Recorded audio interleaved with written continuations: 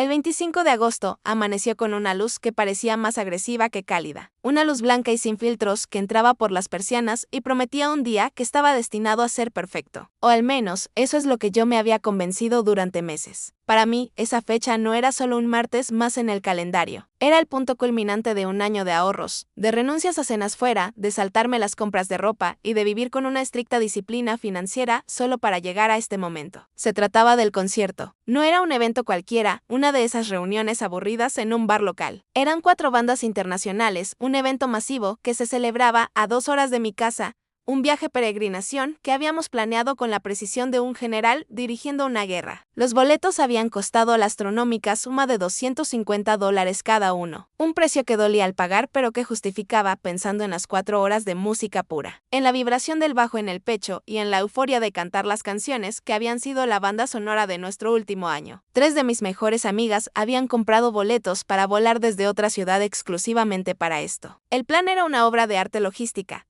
Yo sería la capitana de ese barco. Mi coche, un sedán viejo pero confiable, nos transportaría a todas. Las recogería del aeropuerto a las 3 de la tarde. Hora en que su vuelo aterrizaba, las llevaría a nuestro dine favorito. Ese lugar con las luces de neón parpadeantes y la comida barata pero reconfortante. Y luego emprenderíamos la carretera. Llegaríamos al recinto a las 5, perfectamente a tiempo para asegurar un lugar cerca del escenario, antes de que la multitud se volviera inmanejable. Lo teníamos todo calculado. El mapa estaba dibujado. La ilusión estaba en su punto máximo, pero el universo, con su sentido del humor a menudo cruel y su capacidad para desmantelar la realidad en segundos, tenía otros planes que se manifestaron no con un trueno dramático ni con un accidente, sino con el silencio absoluto y aterrador de un motor que se niega a despertar.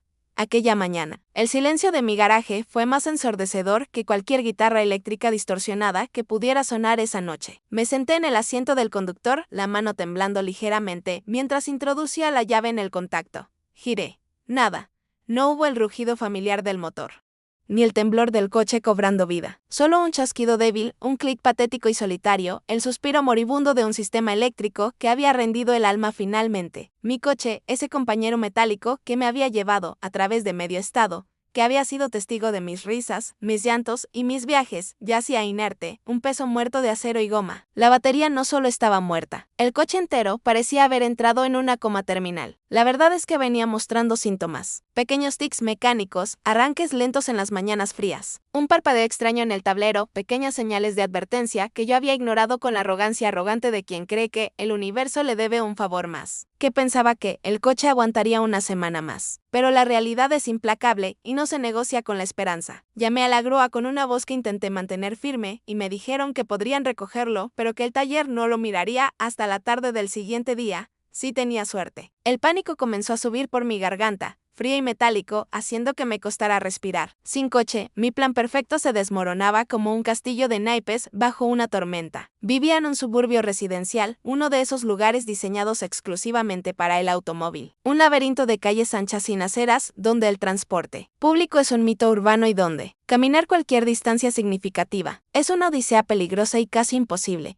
Mi primera reacción fue el pragmatismo desesperado, el intento humano de encontrar una solución tecnológica a un problema físico. Saqué mi teléfono y comencé a buscar opciones de rider sharing. Los precios que aparecieron en la pantalla iluminada fueron un golpe directo al estómago, una bofetada de realidad. El costo de un viaje privado desde el aeropuerto hasta el lugar del concierto, sumado al regreso, era exorbitante. Una cifra astronómica que ni sumando los fondos de emergencia de las 4 chicas, ni vendiendo algunas de nuestras posesiones, podíamos cubrir. Habíamos gastado todo, absolutamente todo, en los boletos y en los vuelos de ellas. Estábamos atrapadas en una ecuación matemática cruel que no tenía solución positiva. Fue entonces cuando mi madre entró en la ecuación, no como una salvadora mágica de película, sino como un ancla de realidad dura y necesaria. Ella ofreció su ayuda, pero bajo condiciones estrictas, no negociables, diseñadas para proteger su propia vida y no solo nuestra diversión. Ella trabajaba en un turno que terminaba a las 6 de la hora pico. Eso significaba que no podía recoger a mis amigas del aeropuerto a las 3 como estaba planeado. Ellas tendrían que esperar, sentadas en las incómodas sillas de plástico de la terminal,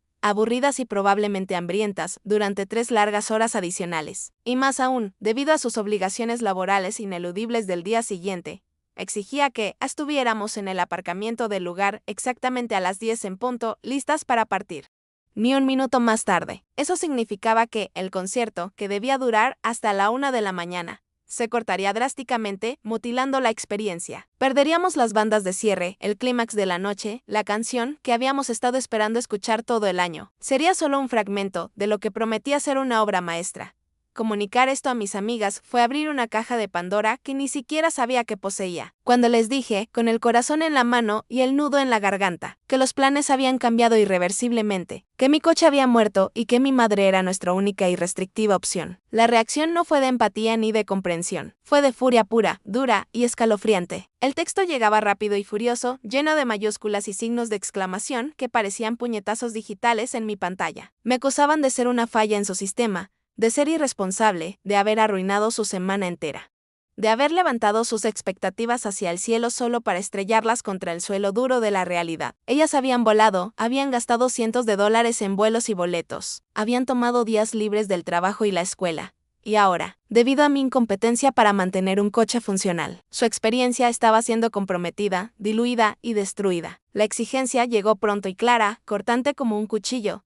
Si yo había arruinado el transporte original, yo debía pagar por el reemplazo de lujo. Querían que yo cubriera los costos de los taxis privados de alta gama que ellas rechazaban pagar por su cuenta. Y querían que yo pagara sus comidas caras en el aeropuerto, ya que la cena planificada y barata en el Dine era ahora imposible debido a los horarios rígidos de mi madre. Me sentía acorralada, como un animal herido en una esquina sin salida. Por un lado, estaba la lógica fría y calculadora de ellas. Yo era el punto débil, la variable que había fallado en la ecuación y, por lo tanto, yo debía asumir el costo total de reparar la experiencia para ellas. Por el otro lado, estaba la realidad económica brutal y sangrante. Yo no tenía ese dinero. Los $250 del boleto ya habían dejado mi cuenta en números rojos, y no había tarjeta de crédito mágica para salvar el día. Intenté una propuesta de compromiso, un último esfuerzo desesperado para salvar la noche y quizás la amistad. Les dije que si cada una de nosotras aportaba $40, una suma relativamente pequeña comparada con el costo de los boletos, podríamos cubrir el costo de una batería nueva instalada por el servicio de asistencia en carretera ese mismo día. $40 cada una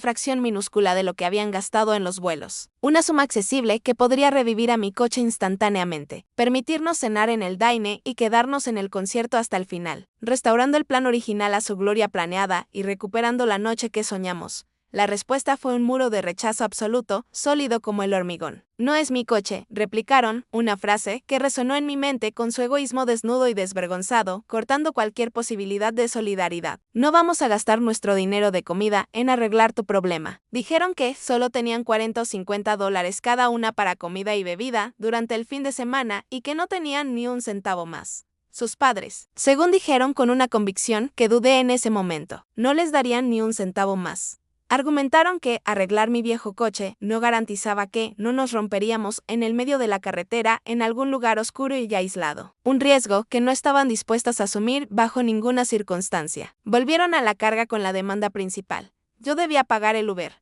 Yo debía ser la que sufragara su inconveniente. Yo debía ser la mártir de su diversión. Si fueras una buena amiga, me escribieron con una manipulación psicológica que dolía. Estarías más que dispuesta a pagar por nosotros, ya que tú no has gastado ni la mitad de lo que hemos gastado nosotras para venir aquí. La manipulación era clara, un intento experto de inculparme con culpa y vergüenza. Pero la situación era lo que era. Yo no tenía el dinero, sin importar cuánto me lo pidieran o cuánto me insultaran. Les dije con voz temblorosa que la opción era la de mi madre, con sus reglas estrictas, o no ir en absoluto. Ellas eligieron el enojo, los insultos, la victimización y el abuso verbal.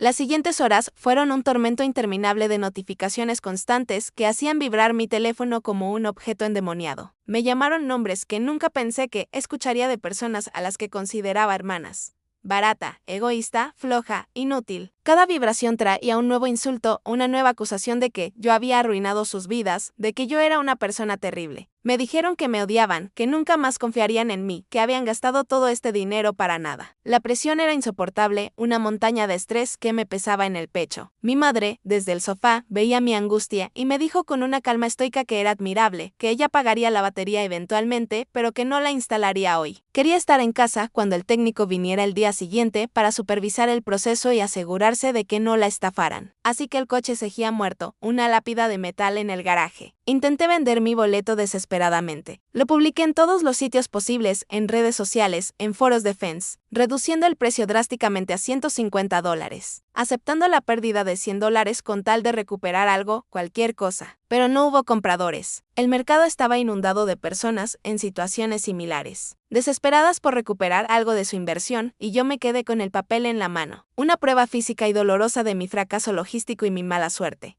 Fue en medio de este caos digital, con los insultos llenando mi pantalla hasta el borde y el peso de la decepción aplastándome el pecho como una losa, que algo dentro de mí cambió definitivamente. No fue una explosión de ira ruidosa, sino un clic seco, interno, como un interruptor que se apaga para siempre en una habitación oscura. Me di cuenta, con una claridad dolorosa pero necesaria, que la dinámica era tóxica, que estas personas a las que llamaba amigas no veían mi sufrimiento, no veían mi lástima. Solo veían la interrupción de su diversión y la oportunidad de explotarme. ¿No hubo un ¿estás bien? No hubo un lo siento mucho que esto te pase, debemos buscar una solución juntos, no hubo ni un rastro de compasión. Solo hubo exigencias, demandas y abuso verbal. Con manos temblando, pero con una determinación repentina y férrea, escribí un mensaje final. No fue largo, pero fue definitivo, una sentencia. No aprecio que me llaméis de todas las formas posibles porque mi coche se averió. ¿Vosotras no creéis que estoy furiosa también? He intentado ser flexible, he intentado buscar soluciones y nada es suficiente para vosotras. Así que aquí tenéis, he terminado. A la mierda, ya no tengo interés en ir. Si vosotras tres todavía queréis volar aquí, divertíos buscando vuestro propio transporte. Ya no es mi problema. No me importa si pensáis que soy una malcriada, yo pienso que sois egoístas e inmaduras. Me mostrasteis vuestros verdaderos colores y ahora os mostraré los míos. Y entonces, con un movimiento que pareció físico, como si estuviera cerrando una puerta pesada de madera contra una tormenta, las bloqueé a todas. Bloqueé sus números de teléfono, sus redes sociales, sus rutas digitales hacia mí, borrando su presencia de mi vida instantáneamente. El silencio que siguió fue profundo, pesado, aterrador, pero extrañamente pacífico, como el ojo de un huracán. La noche del concierto llegó y yo estaba en casa, sentada en el sofá, mientras el mundo seguía girando sin mí. Mi madre se había negado a dejarme ir sola, argumentando con lógica maternal que no era seguro que una chica joven conduzco 2 horas sola hasta un lugar lleno de extraños solo para estar allí 90 minutos y tener que volver a las 10 en punto. Así que me quedé, a las 9:45 de la noche. Sabía que la música estaría sonando a todo volumen a 2 horas de distancia. Sabía que la multitud estaría saltando, gritando las letras que yo había memorizado durante meses, que las luces del escenario estarían brillando. Me sentí una punzada de tristeza, una sensación de pérdida, pero también algo más. Me sentí en el sofá, en la penumbra de la sala, sintiendo la pérdida de dinero, la pérdida de la experiencia compartida, pero también, extrañamente, la pérdida de una carga tóxica y pesada que no sabía que estaba llevando. Me sentí libre de la obligación de complacer, libre de la presión de ser la organizadora perfecta, libre de la necesidad de financiar la felicidad de otros a mi costa.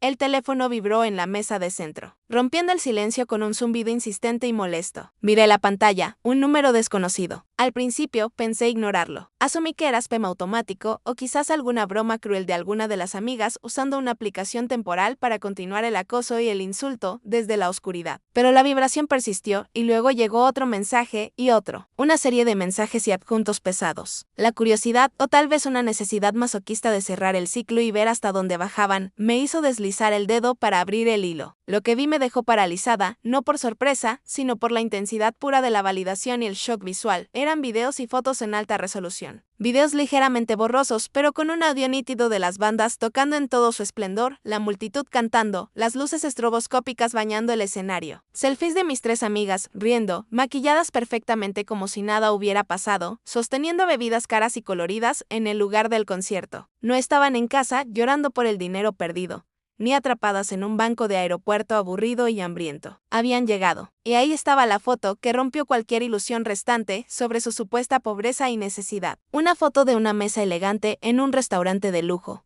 con manteles blancos y vajilla de plata. En el centro, 3 platos con filetes miñón, grandes, jugosos y brillantes, acompañados de copas de vino tinto costoso y postres elaborados. La cena que ellas dijeron que no podían permitirse. La cena que dijeron que debía pagar yo como compensación. Estaba ahí, desplegada en su esplendor glutón y arrogante. Burlándose de mi cara, también había una foto de una habitación de hotel espaciosa, limpia y moderna, con camas grandes cubiertas de almohadas de plumas y una vista panorámica de la ciudad a través de una ventana grande. Ellas no estaban durmiendo en el suelo de mi casa, ni esperando en un banco de aeropuerto como intentaron hacerme creer. Se habían permitido el lujo de una habitación de hotel costosa para el fin de semana. El texto que acompañaba este archivo multimedia no era sutil ni diplomático. Era un ataque directo, escrito con el veneno de alguien que cree que tiene la razón moral y el poder. Vete a la mierda, decía el mensaje, empezando con una grosería. Eres la peor amiga del planeta. Nos lo estamos pasando mucho mejor sin tu culo barato. No mereces amigos después de cómo nos trataste. La lista de insultos continuaba, páginas de odio digital, pero ya no me dolían. Ya no me llegaban, rebotaban contra una armadura de realidad que había construido en las últimas horas. Me quedé mirando la pantalla, iluminada por el brillo frío de la mentira expuesta. Las piezas del rompecabezas encajaron con un sonido satisfactorio y final. Ellas tenían dinero. Tenían dinero para el vuelo, para el concierto, para el Uber de lujo, que habían rechazado tomar a gritos, para la cena de filete, que costaba más que mi batería nueva.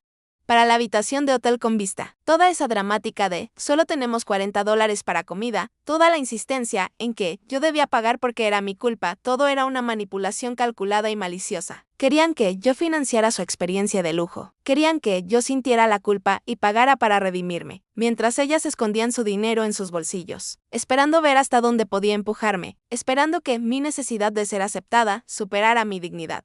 La ira que sentí en ese momento no fue la ira caliente y confusa de la frustración. Fue una ira fría, cristalina, una especie de claridad quirúrgica que limpia la herida. Me di cuenta de que no había perdido 3 amigas esa tarde. Había perdido 3 parásitos que chupaban mi energía y mi dinero. Había perdido a personas que estaban dispuestas a usar mi desgracia mecánica como una oportunidad para explotarme emocional y financieramente. El filete en la foto no era solo comida, era un símbolo. Era la prueba tangible de que su amistad era tan falsa como sus pretextos de pobreza. Si fueran verdaderas amigas, si realmente se quedaron sin dinero, habríamos encontrado una solución juntos, aunque fuera incómoda. Habríamos comprado comida de supermercado barata y habríamos comido en el piso de mi sala antes y después del concierto. Pero esa no era la opción que querían. Ellas querían el espectáculo completo de lujo y querían que yo lo pagara todo, sintiéndome agradecida por el privilegio de su presencia.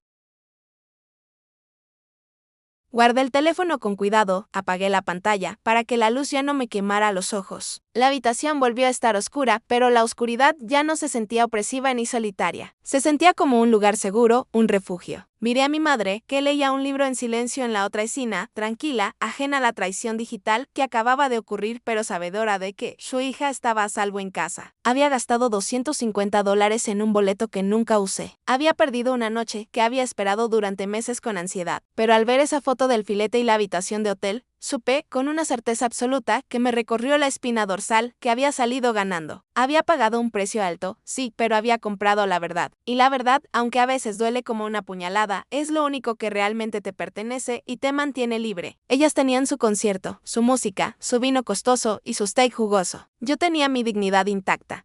Mi paz mental y la libertad absoluta de nunca tener que volver a tratar con personas que consideran que la amistad es una transacción unilateral donde solo una persona paga y pierde. Y mientras el sonido de su diversión falsa llegaba a mí a través de un mensaje de odio, yo cerré los ojos y por primera vez en todo el día, respiré tranquila, profunda y lentamente, sabiendo que la mejor parte de esa noche no estaba en el concierto ruidoso y lejano, sino aquí, en el silencio limpio de mi propia casa, lejos de la mentira y la falsedad de ellas. La música se detuvo para mí para siempre, pero la paz finalmente había empezado.